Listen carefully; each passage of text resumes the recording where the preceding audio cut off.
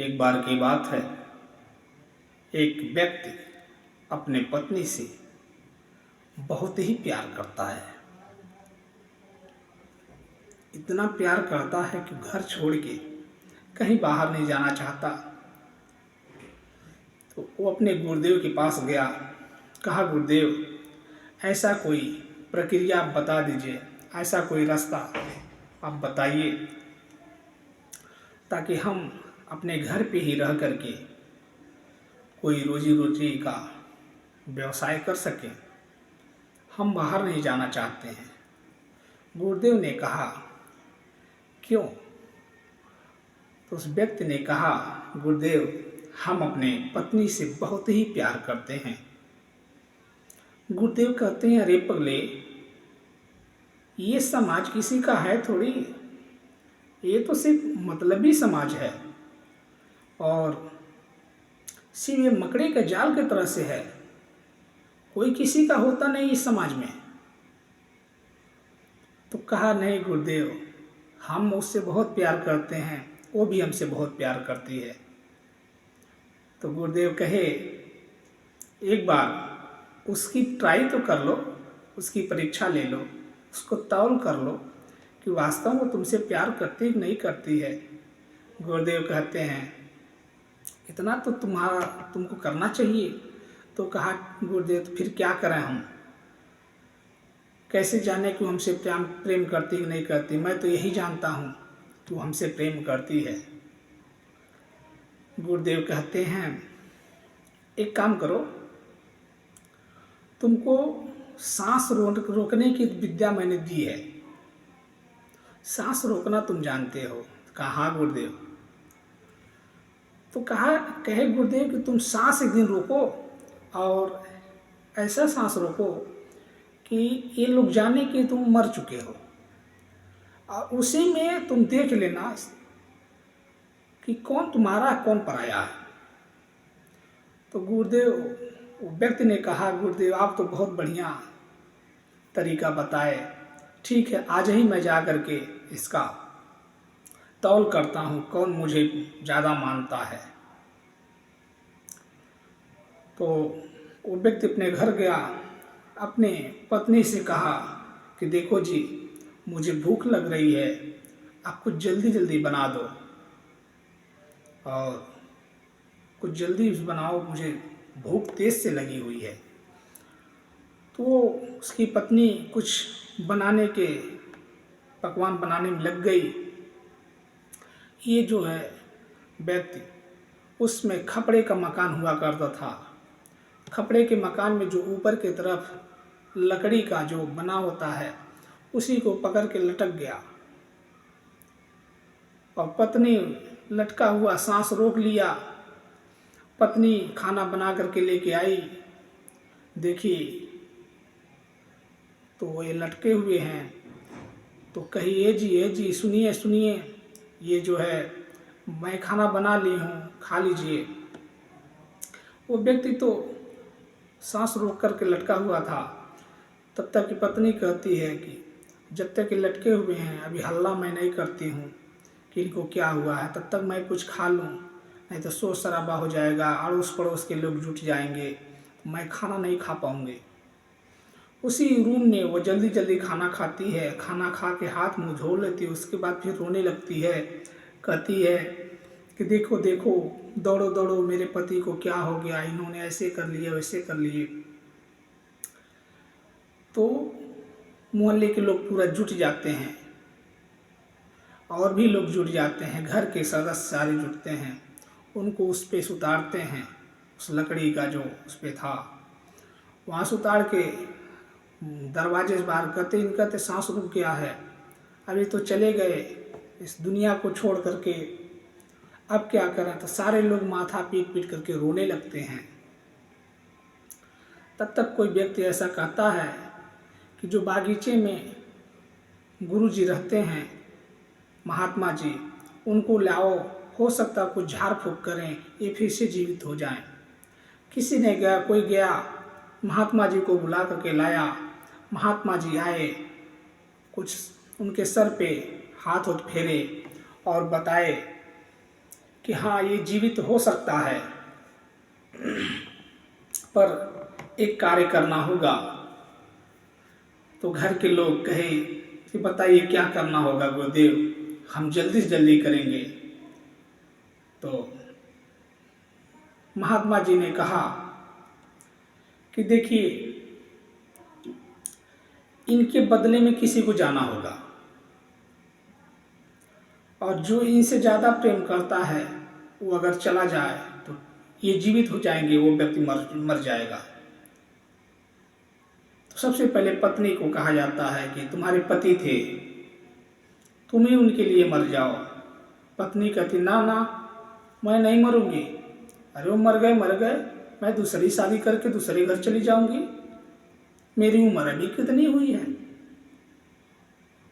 पूरे समाज के बीच में पत्नी इस तरह से कहती है। फिर कहा जाता है, फिर पत्नी की बारी खत्म होती है। फिर महात्मा जी कहते हैं, भाई ये तो पत्नी थी, ये तो प्राण नहीं दे सकती, इनकी जगह पे कोई और दे सकती, दे इनके भाई दे दे। भाई से कहा जाता है कि तुम अपना प्राण दे दो, तुम्हारा भाई जीवित हो जाएगा। भाई कहा नहीं, मैं नहीं दे सकता, मेरे भी परिवार है, मेरे भी बीवी बच्चे हैं, और मैं चला जाऊंगा मेरे बीवी बच्चों को कौन देखेगा। अजीब हालत हुई। फिर पिताजी से कहा जाता है, पिताजी आप हैं, आप इनके बदले, आपकी उम्र हो गई है, आप इनके बदले चले जाइए, इनका प्राण बच जाएगा, आपने तो जिंदगी ज्यादा जी ली। पिताजी कहते नहीं, जो चला गया चला गया, अभी हमको और जीना है, हम प्राण नहीं दे सकते।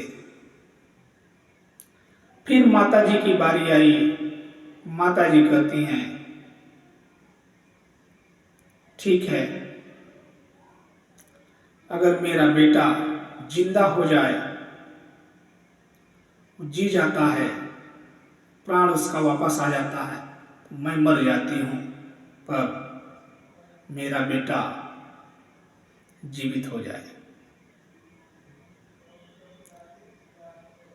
जो ही माँ कहती है कि संत जी, महात्मा जी आप बताइए मुझे क्या करना होगा। महात्मा जी ने एक हाथ में जल लिया और जल लेकर के कहा, ये जल छिड़कते हैं, आप मर जाएंगे, जी जाएंगे। वो माँ तैयार हो गई, कहीं की बगल, बेटे के बगल में लेट गई, और जो ही संत जी मंत्र पढ़ करके पानी को छिड़के तो वो व्यक्ति जीवित हो गया, और माँ तो जीवित ही। ये तो एक सबको परखने की एक प्रक्रिया बनाई गई थी। महात्मा संत जी और उनके शिष्य, ये दोनों लोग मिल करके सबको तौल कर रहे थे। दोस्तों, सबसे बड़ा सत्य तो माँ है।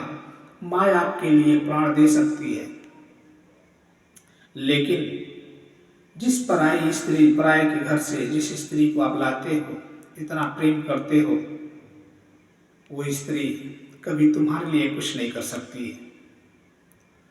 तो इस प्रेम में फंस करके माँ बाप को और किसी को छोड़ने का प्रयास न करो, और अपने एक सत्य जो है, माँ सबसे बड़ी धरती पे माँ ही होती है, माँ से बढ़कर कोई नहीं होता।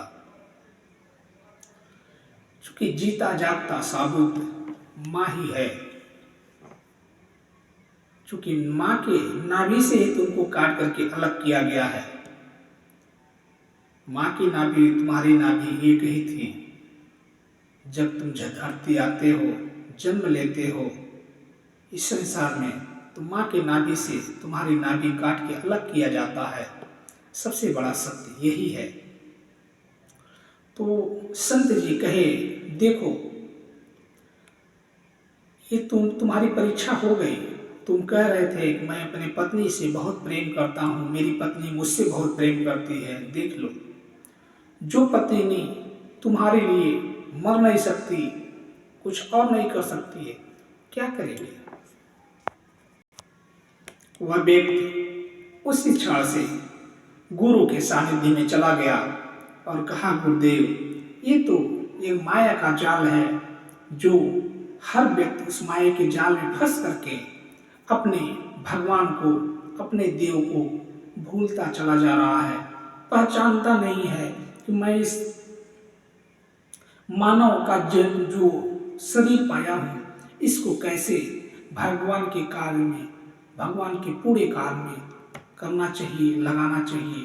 वो तो भोग विलास में पड़ा हुआ है, और जिस कार्य से के लिए समाज में आया है, ईश्वर जिस लिए भेजे उसको कुछ नहीं कर पाता है। ऐसे में प्रेम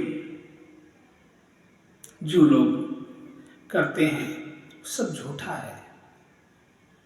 झूठे प्रेम को करना, समाज में सबसे ज़्यादा लोग झूठे हैं, जो कहते हैं मैं तुझसे बहुत प्यार करता हूँ, तेरे लिए मर जाऊंगा। अरे मर के तो दिखाओ, मरेगा कैसे?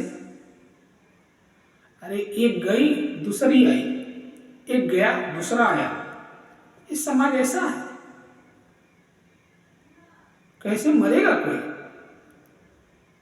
कोई मर के दिखावे? तो फोन पे, मोबाइल पे, व्हाट्सएप पे बहुत सारा कमेंट लोग करते हैं, बहुत सारी बातें लोग करते हैं। अरे तू नहीं रहेगा तो मैं मर जाऊंगी, तू नहीं रहोगी तो मैं मर जाऊंगा। इस तरह के लोग कमेंट करते हैं, पर मरता कोई किसी के लिए नहीं है। एक सिर्फ कहने की बात है, एक सिर्फ ढकोसला है। तो ईश्वर में ध्यान लगाइए, ईश्वर को पाइए। ईश्वरीय मानव रूपी शरीर जो दिया है, ये भगवान में रम लीजिए, भगवान के कुछ कार्य कर लीजिए। भजले मन भजले श्री राम नाम भजले, भजले मन भजले श्री राम नाम भजले। बोलो राधा रानी की जय, कृष्ण कन्हैया की जय, राधा मैया की जय, सच्चे दरबार की जय।